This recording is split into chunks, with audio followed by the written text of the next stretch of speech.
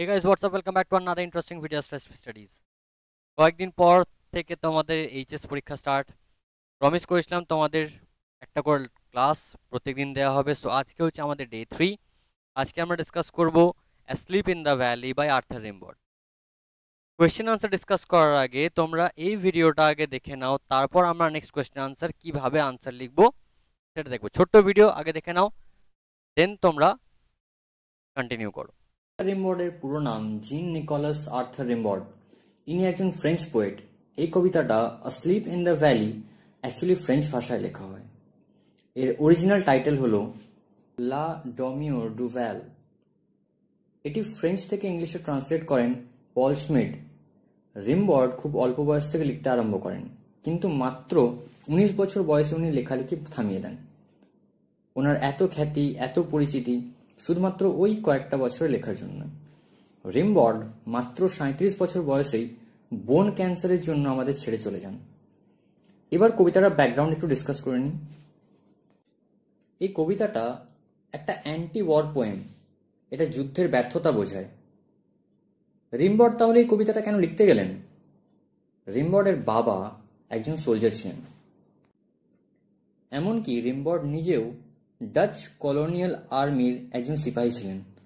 এই কবিতাটা লেখার ডেট তো আননোন, তবে এটা পোয়েজিসে 1872 সালে পাবলিশ করানো হয়। তো চলো এবার কবিতাটা দেখে নেওয়া যাক। A small green valley where a slow stream flows. একটা ছোট্ট উপত্যকা, ভ্যালি মানে উপত্যকা, একটা ছোট্ট উপত্যকা যেখানে একটা জলধারা ধীর গতিতে বয়ে যাচ্ছে। স্ট্রিম মানে জলধারা, ফ্লোজ মানে বয়ে যায়। And leaves long strands of silver on the bright grass. এবং ব্রাইট গ্রাসগুলোর ওপর, সেই ঝলমলে ঘাসগুলোর ওপর যেন সিলভার স্ট্রিপস ছেড়ে যাচ্ছে পিছনে। From the mountain top stream the sun's rays, they fill the hollow full of light. পর্বতের উপর থেকে সূর্যকিরণ যেন বয়ে নামছে এবং সেই আলোয় ভ্যালিটা পরিপূর্ণ হয়ে যাচ্ছে। এখানে হলো মানে ভ্যালি। তো প্রথম 4 লাইনে আমরা একটা পিকচার পারফেক্ট সিনের ডেসক্রিপশন পাচ্ছি। একটা ছোট্ট উপত্যকা যেখানে একটা ছোট নদী বা জলধারা বয়ে যাচ্ছে, ঝলমলে রোদ, সমস্ত কিছু মিলিয়ে একটা খুব সুন্দর মনোরম একটা দৃশ্য। এবার নেক্সট লাইনে আরো কিছু অ্যাড হয়েছে, দেখো। A soldier very young lies open mouth. একটা সোলজার, সে খুব ইয়াং, তার বয়স বেশি নয়, সে শুয়ে আছে, তার মুখটা খোলা। A pillow made of fern beneath his head. তার মাথার নিচে যেন একটা ফার্নের বালিশ রয়েছে। ফার্ন হচ্ছে কাইন্ড অফ আগাছা, ওই কাইন্ড অফ আগাছা। Asleep stretched in the heavy undergrowth. সে হাত পা ছড়িয়ে রয়েছে আগাছার মোটা বিছানার ওপর। স্ট্রেচ মানে হাত পা ছড়িয়ে, আর আন্ডারগ্রোথ মানে কাইন্ড অফ উইড, আগাছা। একটা মোটা আগাছার বিছানার মতো হয়ে রয়েছে তার জন্য। Pale in his warm green sunsoaked bed. Pale মানে ফ্যাকাসে। তার ফ্যাকাসে শরীরটা সে সবুজ উষ্ণ বিছানার ওপর শুয়ে রয়েছে। এখান থেকে দেখো একটা কনফিউশন ক্রিয়েট হচ্ছে। সোলজারটা এত সুন্দর একটা উষ্ণ মনোরম পরিবেশে শুয়ে রয়েছে। সোক মানে অবজর্ব, অর্থাৎ সেই সবুজ ঘাসের বিছানাটা সূর্যের তাপে উষ্ণ হয়ে রয়েছে। তো এই মনোরম পরিবেশে সে পেল অর্থাৎ ফ্যাকাসে কেন? একজন যখন এতই আরামে রয়েছে, তার মুখ চোখ তো ফ্যাকাস থাকার কথা নয়। চলো পরে নিশ্চয়ই কনফিউশনটা ক্লিয়ার হয়ে যাবে। His feet among the flowers he sleeps. সে যে শুয়ে রয়েছে, সোলজারটা যে শুয়ে রয়েছে, তার পা রয়েছে ফুলের ওপরে। তাহলে তার হেড মানে মাথা রয়েছে, মাথার নিচে রয়েছে ফার্নের পিলো, শরীরের নিচে রয়েছে আন্ডারগ্রোথ। সে সান সোকড বেডের ওপর শুয়ে আছে, আর তার পা গুলো রয়েছে ফ্লাওয়ার্সের ওপর। His smile is like an infant's gentle without guile. তার হাসিটা ঠিক যেন একটা বাচ্চার মতো, মনোরম, কোনো রকম ছলনা বা প্রতারণা ছাড়া। তার হাসিটার মধ্যে একটা সিনলেস পিওরিটি রয়েছে। নেচার, কিপ হিম ওয়ার্ম হি মে ক্যাচ কোল্ড। এটা কবির উক্তি। ও নেচার, তুমি ওকে উষ্ণ রাখো, গরম রাখো, ওর ঠান্ডা লেগে যেতে পারে। পোয়েট সেই সোলজারের জন্য সিম্প্যাথেটিক। পোয়েট ও নেচারের কাছে রিকোয়েস্ট করছেন যে নেচার যেন তার খেয়াল রাখে, ঠিক করে তার খেয়াল রাখে, তার ঠান্ডা যেন না লেগে যায়। The humming insects don't disturb his rest.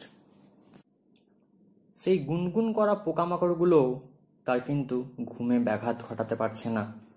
দেখো, জেনারেলি আমরা যদি ঘুমোই, যদি আমাদের মুখের কাছে কোনো পোকামাকড় বা মশা বা মাছি যদি গুনগুন করে, তাহলে নিশ্চয়ই আমাদের ঘুমে ব্যাঘাত ঘটে। হামিং মানে হচ্ছে গুনগুন, সেই পোকামাকড়ের ওড়ার আওয়াজটাকে হামিং বলা হয়। তো যদি আমরা ঘুমোই, তাহলে যদি কোনো পোকামাকড় কীটপতঙ্গ যদি মুখের কাছে আমাদের গুনগুন করে, তো জেনারেলি আমাদের ঘুম ভেঙে যায়। এখানে আরেকটা কোয়েশ্চেন আসছে, দেখো, যে সে ঘুমোচ্ছে কিন্তু হামিং ইনসেক্টস তার ঘুমে কোনো ব্যাঘাত ঘটাতে পারছে না। He sleeps in sunlight, one hand on his breast, at peace. সে রোদের মধ্যে ঘুমিয়ে রয়েছে, সে রোদের মধ্যে ঘুমিয়ে রয়েছে, তার একটা হাত বুকের ওপরে। দেখো, একটা হাত বুকের ওপরে থাকা মানে দেশের প্রতি তার শ্রদ্ধা জানানো, এটাকে সিম্বলাইজ করছে। সে শান্তিতে ঘুমিয়ে রয়েছে। দেখো, এতক্ষণ ধরে সুন্দর একটা পিকচার পারফেক্ট ভিউ পেলাম। একটা ভ্যালি রয়েছে, স্ট্রিম ফ্লো হচ্ছে, স্লো স্ট্রিম ফ্লো হচ্ছে, রোদে ভরপুর সেই ভ্যালিটা। একটা সোলজার শুয়ে রয়েছে, সে খুব আরামে শুয়ে রয়েছে। একটা বিছানায় আমরা যে কমফর্টগুলো খুঁজি, সেই কমফর্টগুলো কিন্তু নেচারের কাছ থেকে পাচ্ছে। এবার দেখো লাস্ট লাইনটা, in his side there are 2 red holes। এটা কি হলো? এত সুন্দর জিনিস দেখার পর তার মাথার পাশে 2টো লাল রঙের ছিদ্র, মানে তাকে গুলি করে হত্যা করা হয়েছে।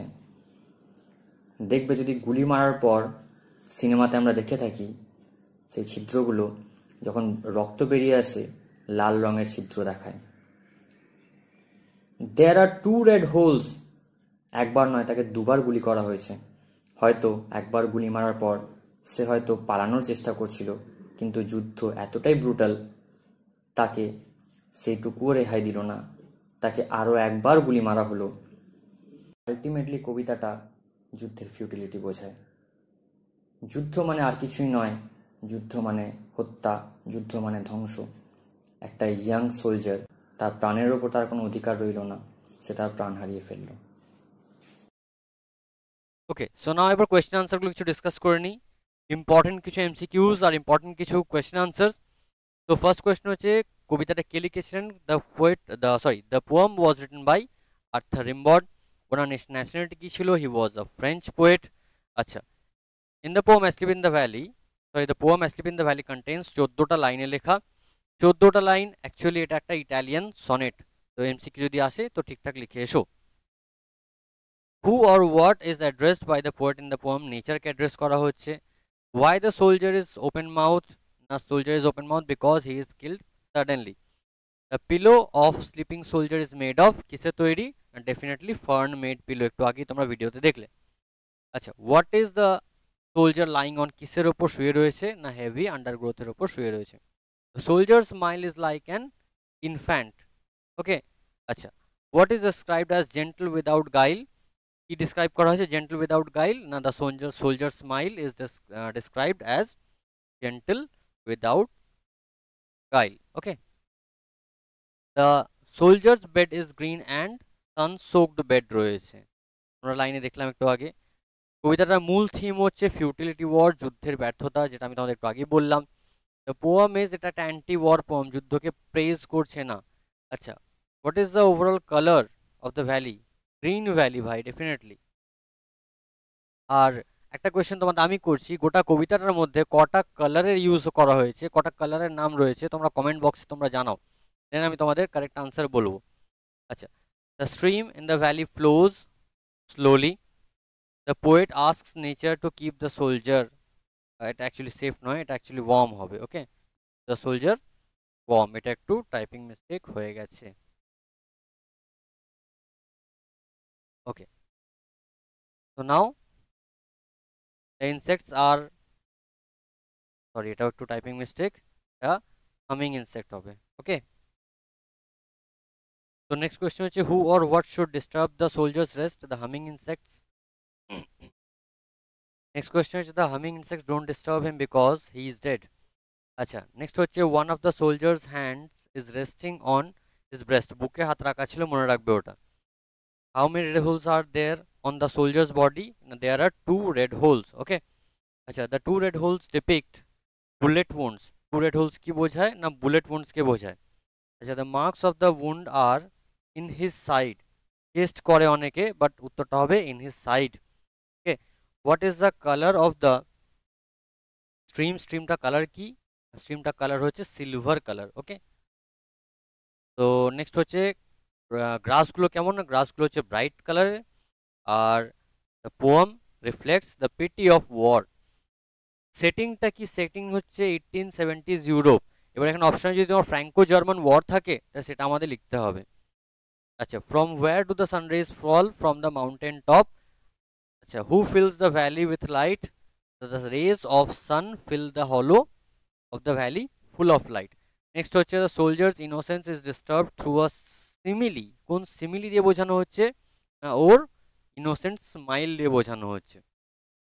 How does the soldier look, সোলজারটা কেমন দেখতে না very young, the soldier looks কেমন দেখতে, পেল দেখতে লাগছে ওকে।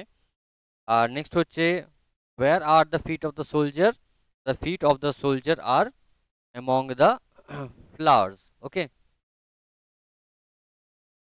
নেক্সট দেখো কবিতার অরিজিনাল টাইটেল লা ডরমিওর ডু ভ্যাল, দেখবে বইয়ে একটা প্রিন্টিং মিস্টেক আছে, লা ডরমিওর লা ভ্যাল লেখা আছে, উত্তরটা হবে অ্যাকচুয়ালি লা ডরমিওর ডু ভ্যাল।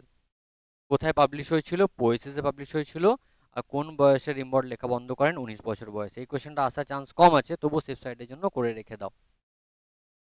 ব্রড কোয়েশ্চেন, যে কোনো রকম থিম্যাটিক কোয়েশ্চেন আসুক তুমি এই আনসারটা লিখবে, তা তোমরা স্ক্রিনশট নিয়ে নাও। নেক্সট হচ্ছে এই কোয়েশ্চেনটা আসার খুব বেশি চান্সেস রয়েছে, জাস্ট আমি তোমাদের সাজেস্টিভ কোয়েশ্চেনগুলো এখানে দিয়েছি। A soldier very young lies open mouth, who is the soldier, refer to here, answer দেওয়া রয়েছে। Narrate in your own words how the soldier lies in the valley, সোলজারটা কীভাবে শুয়ে রয়েছে এখানে দেওয়া রয়েছে, স্ক্রিনশট তোমরা নিয়ে রেখে দাও এটা।